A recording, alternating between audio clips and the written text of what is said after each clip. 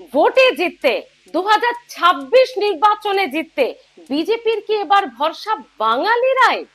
2026 নির্বাচনে ভোটে যে বিপুল সংখ্যক ভাবে ভোট পেয়ে বিজেপি ক্ষমতায় আসবে, জয়লাভ করবে, তার নেপথ্যে কি থাকবে বাঙালিরা? কেন বলছি, পুরো ভিডিওটি অবশ্যই দেখবেন বন্ধুরা, তারপর কমেন্ট করবেন যে না, এই সঙ্গে বিজেপির বাঙালির বা কোনো যোগাযোগ নেই। কেন বলছি দেখুন, বাঙালিরা স্বাধীনতা সংগ্রাম থেকে আরো নানান ঐতিহাসিক কার্যকলাপে অবশ্যই অগ্রণী ভূমিকা নিয়েছে, আমরা সেটা নিয়ে একেবারে গর্বও করি।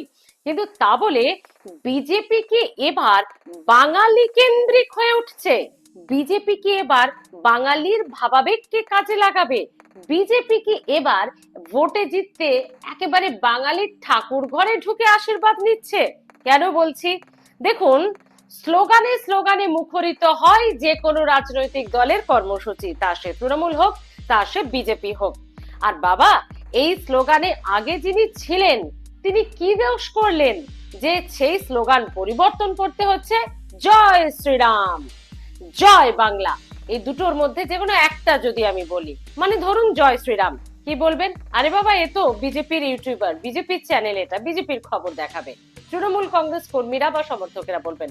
আবার যদি আমি বলতাম জয় বাংলা, এটা বলে যদি শুরু করতাম, যারা বিজেপি সাপোর্টার বিজেপি কর্মীরা বলতেন আরে বাবা, এ তো ইউটিউবার, তো একেবারে তৃণমূলের, এ তো শুধু তৃণমূলের খবর দেখাবে এবার। মানে স্লোগানেই যেন পরিচিতি লাভ করে রাজনৈতিক দল।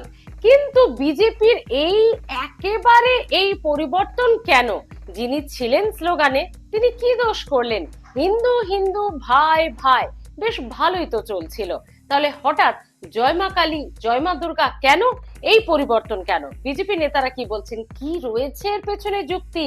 কোনো ভবিষ্যৎবাণী, কোনো দিক নির্দেশ, কোনো জ্যোতিষীর জ্ঞান? তিনি কি বলে দিয়েছেন যে জয় শ্রীরাম নয়, এবার তোমরা বলবে জয় মা কালী, জয় মা দুর্গা? দাঁড়ান দাঁড়ান, স্কিপ করার আগে পুরো যুক্তিগুলো শুনে নিন যে এই জয় মা কালী, জয় মা দুর্গার কারণ কি। তাহলে কারণের মধ্যে প্রথমেই যেটা আসতে হচ্ছে বিজেপির, মানে কারণ আমি অবশ্যই যেটা ব্যাখ্যা করার চেষ্টা করব, অনেকগুলো প্রশ্ন কিন্তু থাকছে। কি কারণটা বলার আগে, যে বিজেপি কর্মীরা এতদিন যেভাবে আমরা দেখছিলাম, ওরে বাবা, হঠাৎ করে কি উজ্জীবিত হয়ে বলতে শুরু করে দিতেন জয় শ্রীরাম, জয় শ্রীরাম, মানে মিছিলের আগে, কর্মসূচির আগে বেশ একটা জোশ দেখা দিত কিন্তু তাদের মধ্যে, বেশ উচ্চারিত কণ্ঠে তারা এরকম বলতেন, বেশ ভালো লাগতো শুনতে, কি বলেন? আর যারা আমরা রয়েছি, যারা অন্তত রাম ভক্ত, হনুমান ভক্ত, তাদের তো বেশ ভালোই লাগতো। কিন্তু ঘটনা হচ্ছে বন্ধুরা, সেই বিজেপি কর্মীরা হঠাৎ করে জয় মা কালী, জয় মা দুর্গা, মানে সেই ব্যাপারটা কি আসবে তাদের মধ্যে? হঠাৎ করে এই পরিবর্তন, সেই ভেতর থেকে যে বিষয়টা প্রথম থেকে হয় না, যে ফার্স্ট ক্লাবের মতো আর কি, তো সেই প্রথম যে স্লোগান, সেটার মধ্যে যে জোশ আছে, সেটা ছেড়ে দিয়ে জয় মা কালী, জয় মা দুর্গা? না না, অবশ্যই কালীও আমাদের দেবী, দুর্গাও আমাদের দেবী, তারা শক্তি রূপের সংস্থিতা, তারা অশুভের বিনাশ করেছেন, সব ঠিক আছে, কিন্তু আমি বলছি কর্মীদের জোশের কথা। আচ্ছা যাকগে, কর্মীদেরকে যেটা বলা হবে সেটাই বলবে। কিন্তু কথা হলো দিলীপ ঘোষ, তিনি কি বলছেন? তার আগে অভিষেক বন্দ্যোপাধ্যায় যে বলে রেখেছেন, তারই পাল্টা দিচ্ছেন অনেকেই।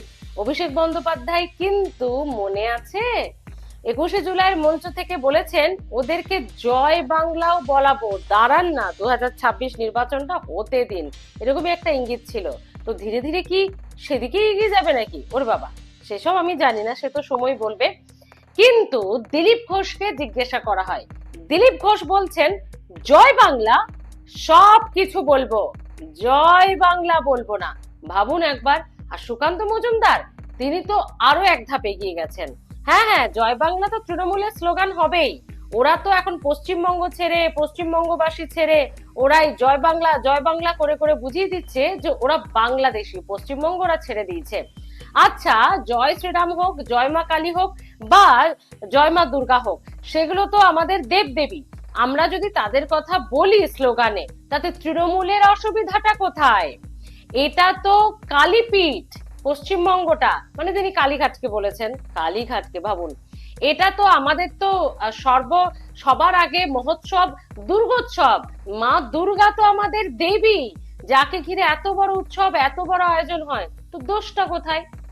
না না, দোষের বিচারের এখানে কিছু নেই। যে কোনো রাজনৈতিক দল যে কোনো স্লোগান আনতেই পারে, কিন্তু কথা হলো প্রথম স্লোগানে মানুষ কর্মীরা যতটা উচ্ছ্বসিত, যতটা অভ্যস্ত হয়ে পড়ে, তারপরে স্লোগানগুলো কি তাই হয়? তো যাকে এইভাবে ব্যাখ্যা করেছেন দিলীপ ঘোষ বা সুকান্ত মজুমদার।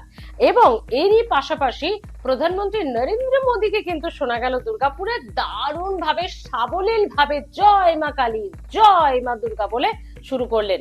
তবে এটা আচমকাই করেননি, তার আগে লিফলেট বিলি হয়েছে দুর্গাপুরে সভার আগে, এবং সেখানেও একটা আভাস ছিল যে তিনি কিভাবে স্লোগান দেবেন, কিভাবে তার বক্তব্য শুরু হবে, এটার একটা আভাস কিন্তু যে লিফলেট বিলি হয়েছিল, চিঠি, তাতে ছিল।